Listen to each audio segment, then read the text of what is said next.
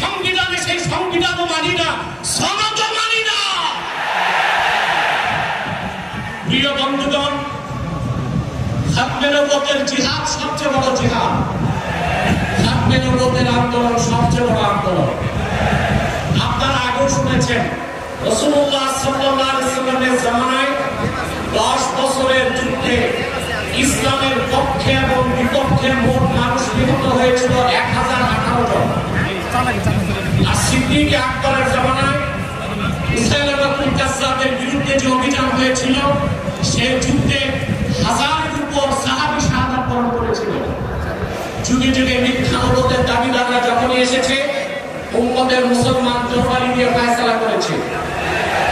ইসলাম পরিপূর্ণ হওয়ার হাজার হাজার বছর পরে ইংরেজ আমলে এক শয়তান, ইংরেজদের 5টা গোলাম, মির্জা গোলাম শয়তান কাদিয়ানি নবুওয়াত দাবি করেছিল। তাকে আমি গোলাম আহমদ বলি না, কাফের কখনো গোলাম আহমদ হতে পারে না। গাজ্জাব কাদিয়ানি ছিল গোলাম শয়তান কাদিয়ানি। 1908 সালে আল্লাহর গজবে সে ধ্বংস হয়ে জাহান্নামের কুকুর হয়েছে। মাসলাক যার যার ইসলাম সভা, আজকে সে গোলাম সোহরাওয়ার্দী উদ্যানে পেয়েছেন। আপনারা আকীদা খাতমে নবুওয়াতের বিশ্বাস, ইসলামের মৌলিক বিশ্বাস। কেউ যদি বিশ্বাস করে আল্লাহকে বিশ্বাস করে তিনি এক, এটা যে বিশ্বাস করবে না সে কাফের।